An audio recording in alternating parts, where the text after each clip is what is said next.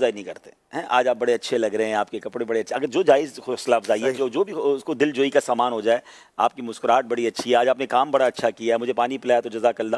چھوٹی چھوٹی خوشیاں بھی بکھیری جا سکتی ہیں, اپنی فیملی میں بھی, اپنے گھر والوں کے لیے بھی, اپنی زوجہ کی خوش دل جوئی کا سبب بنے. پھر اس کے بعد آگے چلے تو جیسے آپ نے کہا کہ آپ کسی سے ملاقات کر رہے ہیں, آج ماشاء اللہ ماما بڑا اچھا پہنا ہے, آج اب تو کوئی حرج نہیں اگر اچھا واقعی پہنا ہے تو یہ چند جملے جو ہے نا اس کو اچھا وہ تھوڑی دیر تک خود ہی خود مسکراتا رہے گا. آپ تو چلے گئے یہ بات پھیر کے, یہ کہتے ہیں نا یہ مسکراہٹ آگے جاتی ہے. نگران شورا کا ایک بیان ہے نا کہ بلی کس نے ماری, بلی کو لات کس نے ماری, تو ایکچولی وہ لات وہاں سے چلی تھی نا. تو بالکل ایسا ہی ہے کہ اگر آپ کسی ایک کو کوئی اچھی بات کر دیں تو آگے یہ ماحول اور اچھا ہوتا چلا جائے گا. یہ بھی کسی سے مسکرا کے ملیں گے, یہ آگے جا کے وہ کسی سے مسکراہٹوں کی بھی چین ہے اور تکلیفوں کی بھی چین ہے. آپ صبح اٹھ کے مسکراہٹوں کی چین شروع کر دیں تو شام تک نہ جانے کتنے لوگ ایک دوسرے سے خوشگوار ماحول میں ملیں گے. ٹینس ماحول ہے یار, ایک دوسرے سے اچھی اچھی باتیں کریں, مسکرا کر باتیں کریں, دعائیں دے دیں. اچھا پھر دل جوئی کا ایک اور بڑا زبردست سامان یہ ہوتا ہے کہ آپ کسی کو, جیسے والد صاحب کا کہا, اب آپ کو کوئی فون کر کے کہے یا میسج ہی کر دے کہ یار آج جمعے کا دن تھا, میں نے اپنے والدین کے ساتھ ساتھ آپ کے والدین کو بھی اصال ثواب کیا. اب کتنی خوشی کی بات ہے کہ یار میرے ماں باپ دنیا سے چلے گئے, میرا بھائی بھی ان کے لیے دعا کر رہا ہے, ان کے لیے اصال ثواب کر رہا ہے. حرمین طیبین ماشاءاللہ لوگ اس وقت رمضان میں جا رہے ہیں, کوئی وہاں سے ایک پیغام بھیج دیتا ہے کہ آپ کے لیے دعا کی. آپ سوچیں کتنی بڑی دل میں خوشی داخل کر دی اس نے. تو بعض اوقات چند سیکنڈ کے ساتھ آپ بندے کا دل جیت لیتے ہیں, اس کے دل میں جگہ بنا لیتے ہیں. مفتی صاحب اسی کا اپوزٹ اگر دیکھیں, بعض لوگ رہتے ہیں غصے میں, ان کو مطلب غصہ جیسے کہ آنچ پہ ہی ہوتا ہے, ذرا سا دیر ہے بھڑکانے کی. غصہ ہوتا کیا ہے, اور اس کے بارے میں بھی کچھ بتائیں, کیونکہ یہ بھی اس سے بچنا بھی اس نے اخلاق میں ہے. دیکھیں جہاں پہ غصے کی شریعت بھی کئی جگہوں پہ اجازت دیتی ہے کہ یہاں غصہ ہی کیا جائے تو وہاں غصہ ہی اختیار کیا جائے گا. اس وقت حسن اخلاق کی صفات میں سے غصہ بھی آ جائے گا. اچھا, جہاں شریعت بڑی گہری بات کی آپ نے ابھی. جہاں اجازت دے گی نا, سحری کھا رہے ہیں اس وقت, نہیں وہ اجازت سن تو لینا, ہر جگہ غصہ نہیں کرنا. ایسی ہوں گی, ایسے نہیں ہے سحری میں کسی کو ڈانٹ کر یہ غصے والی وہ اجازت نہیں, اس کا دوسرا پہلو ہے. یہ ہو سکتا ہے کہ ابھی جیسے سحری کے لیے کوئی نہیں اٹھ رہا ہو اس کو غصہ کر کے اٹھا دے, چلو بھائی اٹھو سحری تو کرنی, سحری کرو اپنے, یہ ہو سکتا روزے ہے. کی بالکل ہو سکتے ہیں. اب اسی طرح والدین اٹھاتے ہیں, والدین وغیرہ اتنے پیار سے اٹھائیں گے تو بچے کہاں اٹھیں گے. نہیں اٹھتے ہیں بچے, پیار سے بھی اٹھتے ہیں. اچھا ماشاءاللہ. یعنی بعض اوقات ایسا ہوتا ہے کہ جو چھوٹے بچے نا, دیکھیں ہمیں شریعت کا ایک حکم ہے, ان دنوں میں کئی لوگ پوچھتے ہیں چھوٹے بچوں کو روزہ رکھوانا ہے نا. والد کی ذمہ داری یہ کہ اگر بچہ واقعی اس کا 7-8 سال والا بھی بچہ ہے اور روزہ رکھنے کی طاقت ہے نا, تو اب تو اس کو ترغیب تو دیں گے بھی روزہ رکھیں. لیکن اگر یہی بچہ 10 سال کا ہو جاتا ہے, اب اگر روزہ رکھنے کی طاقت ہے تو یہ ان پر بھی واجب ہو جائے گا, اس کو چھڑوائیں گے نہیں ایسے بچے سے اگر روزہ رکھنے کی طاقت ہے. نماز تو سختی کر وہ پڑھوائیں گے, کچھ نہ کچھ اسے کہہ کے جتنا ہو سکے پیار سے, یا نہیں ہے تو کچھ جیسے اور دیگر کئی چیزوں میں کبھی آنکھ دکھاتے ہیں تو کبھی کچھ ہاتھ دکھاتے ہیں, کچھ نہ کچھ ہلکا پھلکا یہ جو معاملات ہیں, تو ادھر بھی ان کو یہی کہا جائے گا کہ روزہ رکھنے کی بھی اگر طاقت ہے تو یہاں قدر غصہ کر کے بھی یہ ان کو روزہ رکھوائیں, لیکن شرط یہ ضروری ہے کہ روزہ رکھنے کی طاقت. اچھا نماز میں پھر جیسے جیسے عمر زیادہ ہوتی ہے تو پھر اور زیادہ معاملات اس میں آ جاتے ہیں. بعض اوقات بچوں پر آدمی تو کر رہا ہوتا ہے کوشش ہے, لیکن گھر میں ہی اگر ایسا بچہ موجود ہے کہ جس پر سب چیزیں شریعت کی طرف سے فرض ہو چکی ہیں, یعنی اب اگر والد ان کی طرف توجہ بھی نہیں کر رہے ہوتے. آپ نے مسجدوں کا ماحول دیکھا ہوگا, کبھی کبھی ایسا ہوتا ہے چھوٹے بچے, یعنی جو 3 سال 4 سال والا بچہ ہے اس کو تو بڑے شوق میں لے کے آ رہے ہوتے ہیں. کیوں کہتے ہیں اس کی ابھی عادت بن جائے گی, نمازی بن جائے گا. بہت اچھی بات ہے بھی نمازی بن جائے, لیکن اسی گھر کے اندر اگر 10 سال 12 سال 15 سال والا یا ایسا بچہ بھی موجود ہے, اب والد نے چونکہ یا پہلے اس پر خاص توجہ اس طرح نہیں کی, پوچھ گچھ نہیں کی, وہ گھر میں موجود ہے اور یہ 3 سال والے کو نمازی بنانے کے لیے مسجد میں لے کر آ رہے ہیں, تو اب اس وقت اس کے غصے کا موڈ جو سب معاملات ہیں نا وہ اس طرف ہونا چاہیے اس بیٹے کی. تو جو چیز شریعت نے جب حکم دیا نا اس کو ہم فالو کریں تو کئی معاملات ہمارے سدھر جائیں گے اور سیدھے ہو جائیں گے. اب 3 سال والے بچے کو تو ہم اتنا سمجھا رہے ہیں, 4 سال والے کو بھی, اور جو 8 سال والا ہے اس کو نماز کے بھی نہ کہیں, جو 10 سال والے اس کو نہیں. لیکن وہاں زیادہ ہونا. میرا جو سوال ہے عبدالحبیب بھائی سے لیتے ہیں اس پر مزید, کہ جو جنرلی غصے کی عادت ہے, جو مطلب ملازم پہ غصہ, دوستوں پہ غصہ, بیوی پہ غصہ, بچوں پہ غصہ, ہر وقت جو غصے میں رہتے ہیں وہ کہتے بھی ہیں یار مجھے بہت غصہ آتا ہے, تو ان کے لیے کوئی علاج ہے کہ نہیں؟ یار آپ نے میرے لیے سے پوچھ لیا, پتہ نہیں لوگ کہیں گے مفتی صاحب کو غصہ آ گیا نا. نہیں, مفتی صاحب تو غصہ کرتے ہی نہیں, ہمیں پتہ. جواب تو عبدالحبیب بھائی تو نام ہی شفیق ہے. چلے آپ ضرور اس پہ واجی صاحب. نہیں ویسے نبی پاک علیہ الصلوۃ والسلام کی بارگاہ میں جو صحابی نے عرض کی حضور میں جنت میں جانا چاہتا ہوں, حدیث پاک کا خلاصہ تو نبی پاک نے کیا ون لائنر جواب دیا، لا تغضب ولکل جنہ، سبحان اللہ، غصہ ایسا ہی۔ مت کرو تمہارے لیے جنت ہے۔ تو جن کو غصہ آتا ہے اگر جنت میں جانا ہے تو واہ غصے کو واہ۔ چھوڑ دیجئے۔ غصہ نبی پاک علیہ الصلوۃ والسلام کی بڑی خوبصورت حدیث پاک ہے جس کا مضمون ہے کہ پہلوان وہ نہیں جو غصے کے وقت کسی کو پچھاڑ دے، پہلوان وہ ہے جو غصے کے وقت اپنے آپ پر قابو رکھے۔ قابو پانا زیادہ مشکل ہے، جواب دینا ٹٹ فار ٹٹ، جیسے کو تیسا، کسی نے بات کی مزاج کے خلاف آپ نے بھی جو منہ میں آیا کہہ دیا، تو یہ تو آسان ہے۔ مزہ یہ ہے کہ آپ کے مزاج کے خلاف بات ہو رہی ہے اور آپ صبر کر رہے ہیں، تو یہ پہلے تو کہنا چھوڑ دیں کہ میں غصے والا بہت ہوں، مجھے غصہ بہت آتا ہے۔ ایک بات یاد کر لیں ناظرین، ہمارا جو غصہ یا مزاج یا اخلاق یا جو بھی جو ہے نا، یہ رنگ اور قد نہیں ہے جو بدل نہیں سکتا۔ انسان کا رنگ نہیں بدل سکتا، قد نہیں بدل سکتا، عادتیں بدل سکتی ہیں۔ صحیح۔ العلم بالتعلم والحلم بالتحلم، واہ۔ آپ اپنائیں گے تو آپ کا علم بھی آپ کو آ جائے گا، آپ کے کردار میں بھی بہتری آ جائے گی۔ ہم صحیح۔ جتنے سارے یہاں بیٹھے ہیں ہم سارے بہت کچھ تھے پہلے، ٹھیک ہے نا، تو آج لاکھوں لوگوں کو دعوت اسلامی نے بدل کر دکھا دیا نا، مزاج بدلا جا سکتا ہے۔ کچھ لوگ اپنے آپ کو اپنے مزاج کے حوالے کر دیتے ہیں، میں بڑا سست ہوں، وہ ہمیشہ سستی رہیں گے، یار مجھ سے یہ کام نہیں ہوتا، ان سے وہ کام ہوگا ہی نہیں، میں بہت غصے والا ہوں تو غصے والی رہیں گے۔ آپ کہیں میں غصہ نہیں کروں گا، میں انشاءاللہ نرم ہو کے دکھاؤں گا، میں بدل کے دکھاؤں گا، اور بڑے بڑے بدلے ہیں۔ صحابہ کرام کی سیرت کو دیکھ لیں، اولیاء کرام کی سیرت کو دیکھیں، اور آج کے دور میں بھی اگر دعوت اسلامی کے ماحول میں دیکھیں تو بدل سکتا ہے انسان جب وہ خود چاہے بدلنا۔ تو جب غصہ بری عادت ہے ہمیں پتہ ہے تو بدلنا انشاءاللہ بدل پہلے جائے گی۔ دماغ بدلنا ہوگا، پہلے ذہن اہل بدلنا سنت سے ہوگا۔ ہاں، مدنی مذاکرے میں سوال ہوا عبدالربیع بھائی کہ کیا روزے میں غصہ زیادہ آتا ہے؟ آپ نے فرمایا یہ عوامی غلط فہمی ہے۔ پہلے ذہن سے نکال دیں کہ مجھے روزے میں بہت غصہ آتا ہے۔ میرے حساب سے غصہ آتا ہی نہیں ہے، بندے میں ہمت ہی نہیں ہوتی روزے میں۔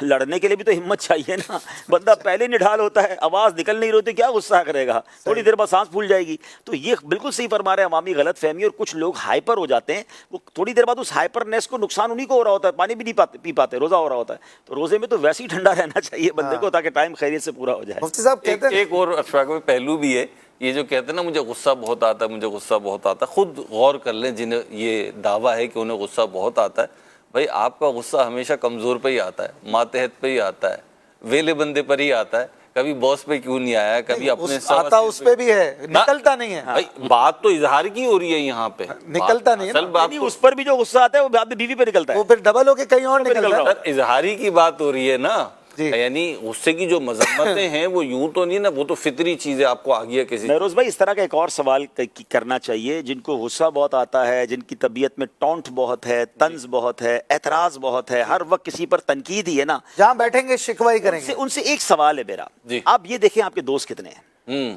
آپ کے خیر خواہ کتنے ہیں، وہ لوگ تنہا رہ جاتے ہیں زندگی میں۔ صحیح۔ اگر آپ چاہتے ہیں نا کہ مصیبت میں لوگ آپ کے ساتھ کھڑے رہیں تو آپ لوگوں کے لیے آسانیاں پیدا کریں۔ آپ چاہتے ہیں کہ آپ کے دوستوں میں اضافہ ہو تو آپ تنقید ختم کریں، آپ دل جوئی اور حوصلہ افزائی شروع کر دیں، ورنہ ایک وقت آتا ہے، یقین کریں ایسے لوگوں سے صرف لوگ مجبوری سے ملتے ہیں۔ آپ یقین کریں جس دن وہ مجبوری ختم ہوتی ہے بندہ مڑ کے بھی اسے نہیں دیکھتا ہے، وہ ساری زندگی تنہا ہو جاتا ہے، بعد میں ان کا جو بڑھاپا ہوتا ہے، کیونکہ ایسے لوگ جن کی جوانی میں ان کی عادت ہوتی ہے نا، بڑھاپے میں تو اور بڑھ جاتی ہے، پھر کوئی قریب نہ بچے قریب ہوتے ہیں نہ، اچھا بعد میں شکوہ کر رہے ہوتے ہیں میرا کوئی دوست نہیں ہے، میرے بچے میرا ٹائم ساتھ ہی، بھائی کہاں سے ساتھ دیں، آپ کی طبیعت میں کانٹے لگے ہوئے ہیں، آپ سے جب ہاتھ ملاتے ہیں آپ چبو دیتے ہیں، کوئی نہ کوئی اعتراض ہی ہے، کوئی نہ کوئی تنقید ہی ہے، کچھ بھی کر لے ان کو اس کے اندر سے کچھ نہ کچھ نکل ہی آتا ہے۔ صحیح۔ تو انسان کوئی کامل تو نہیں ہے نا، آپ خوبیوں کو دیکھیں، خوشبوؤں کو دیکھیں، مسکراہٹیں بکھیریں اور خود بھی انجوائے کریں۔ آپ دیکھیں کئی بزرگ وہ ہیں ہمارے خاندان میں جن کے پاس بیٹھنے کو جی چاہتا ہے، اور کئی بزرگ ایسے ہیں کہ جن سے خیال ہوتا ہے کہ ٹھیک ہے اللہ ان کو سلامت رکھے، باقی دور ٹھیک ہے۔ تو اب آپ دیکھ لیں آپ کون سے والے بزرگ بننے جا رہے ہیں۔ اللہ، ٹھیک ہے آپ نا، کے والد صاحب مجھے یاد آ رہے ہیں، مرحوم حاجی یعقوب یہ صاحب، بھی دل جوئی کا طریقہ ہے نا۔ اللہ تبارک و تعالیٰ غریق رحمت فرمائے، واقعی ایسی میٹھی میٹھی شخصیت ہے، ان کے پاس آپ بیٹھے رہیں تو مسکراہٹیں بکھیرتے رہیں، سب کچھ دوست ہے واقعی، حالانکہ اتنی ماشاءاللہ بڑی عمر، لیکن جس لیول کا بندہ ہے نا اس کے جیسے ہو جائیں گے۔ یہ وہی والی بات ہے اشفاق بھائی کہ فرسٹ امپریشن، آپ نے نام لیا، مجھے یاد ہے فرسٹ ٹائم میں گیا نا، وہ مجھے جانتے تھے نہ میں یہ جانتا تھا کہ عبدالحبیب بھائی کے والد، اچھا آپ بھی نہیں جانتے تھے؟ میں نہیں جانتا تھا، آپ نے مجھے بلایا تھا فلاں جگہ آ جانا، تو وہاں پہنچا تو حاجی صاحب بیٹھے ہوئے تھے، اچھا سب حاجی صاحب کر رہے تھے، میں بیٹھ گیا جا کے سلام دعا کر کے، تو پوچھا کہ اچھا مجھ سے کہتے ہیں کہ حاجی صاحب نے بلایا، اللہ جی، اب وہ بھی حاجی صاحب کہہ رہے ہیں عبدالحبیب بھائی کو نا، تو میں نے جی، تو کہنا اچھا بیٹھے ہیں، پھر وہ ایک دو اسلام بھائی کو لگایا، ایک کو کہا مجھے پانی دو اسے، پھر کسی سے کہا چائے پیش کرو انہیں، اچھا نا، وہ بعد میں پتہ چلا یہ تو حاجی صاحب کے بھی والد ہیں، تو یہ ایک ہی ملاقات ہے میری، یہ امپریشن رہ گیا۔ اشفاق بھائی کے تو نمازی بھی تھے ماشاءاللہ، الحمدللہ، بڑی محبت فرماتے تھے۔ مفتی صاحب ایک آخری بات پھر کال لیتے ہیں، کیا غصہ حرام ہے؟ کہتے ہیں نا غصہ حرام ہے، نہیں نہیں، غصہ اس کو ایسے ہی کہنا اوورال کہ غصہ حرام ہے، یہ ٹھیک نہیں ہے۔ ہاں، غصے کے بعد کچھ ایسے کام ہو جاتے ہیں جو حرام ہوتے ہیں، جو جائز نہیں ہوتے۔ ظاہر ہے کسی نے غصہ ایسے ہی کیا اور پھر آگے والوں کو تکلیفیں پہنچائیں، کسی کو گالی دے رہا ہے، کسی کو کچھ اور کر رہا ہے، یا کہیں مار دھاڑ کر رہا ہے، تو یہ جو چیزیں ہیں تو اس کا جو نتیجہ نکلتا ہے وہ چونکہ کئی گناہوں پر مشتمل ہوتا ہے، اس لیے شاید لوگوں نے اس کو شروع سے ہی کہنا شروع کر دیا، لیکن یہ جملہ ٹھیک نہیں ہے۔ غصہ حرام ایک ہے۔ بات ہے، آپ مفتی صاحب سے سارے غصے والے سوال کر رہے ہو، مجھ سے سارے نرمی والے سوال کر رہے ہو، اب دیکھ لو آپ پھر۔ شفیق یہ ہیں تو پھر ظاہر ہے وہ زیادہ برکتیں ملیں گی نا۔ ٹھیک ہے۔ اچھا لگے تو ایک اور بات، غصے میں طلاق ہو جاتی ہے؟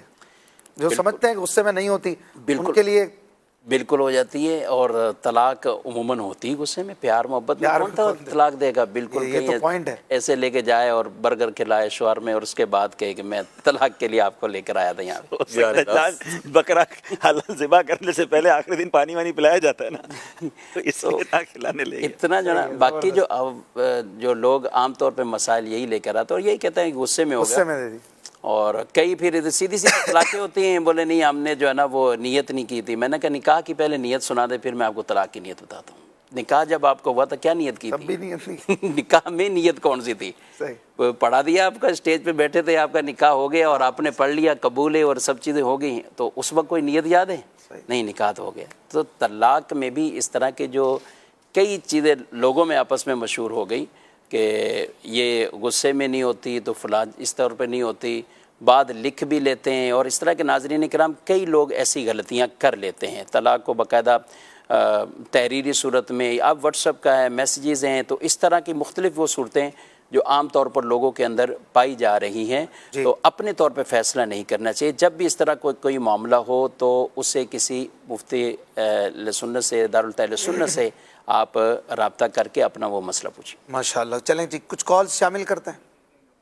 مفتی شفیق صاحب کی بارگاہ میں سوال یہ تھا کہ جب ماں دن کے وقت بچے کو دودھ پلاتی ہے تو بچے کا پیٹ نہیں بھرتا ہے، جس کی وجہ سے بچہ روتا رہتا ہے، آیا ایسی صورت میں ماں کو روزہ چھوڑنے کی اجازت ہے؟ دوسرا عبدالحبیب بھائی سے عرض ہے کہ حسن اخلاق پر مدنی پھول دیے جا رہے ہیں، ماشاءاللہ بڑے پیارے مدنی پھول مل رہے ہیں، مگر عبدالحبیب بھائی ایک بات دیکھی جاتی ہے کہ جب انسان اپنوں کے ساتھ میں، رشتہ داروں کے ساتھ میں بہت کچھ کرتا ہے، مگر جب ان کی طرف سے کچھ مائنس پوائنٹ ملتا ہے، کوئی مائنس بات سننے میں آتی ہے تو دل ٹوٹ جاتا ہے، اور اندر سے ایک آواز آتی ہے کہ دشمن کے ساتھ بھلے ایک بار کو ہم اچھا سلوک کر لیں لیکن اپنوں کے ساتھ میں نہیں ہو پاتا ہے۔ ایسوں کو کیا مدنی پھول دیں گے آپ؟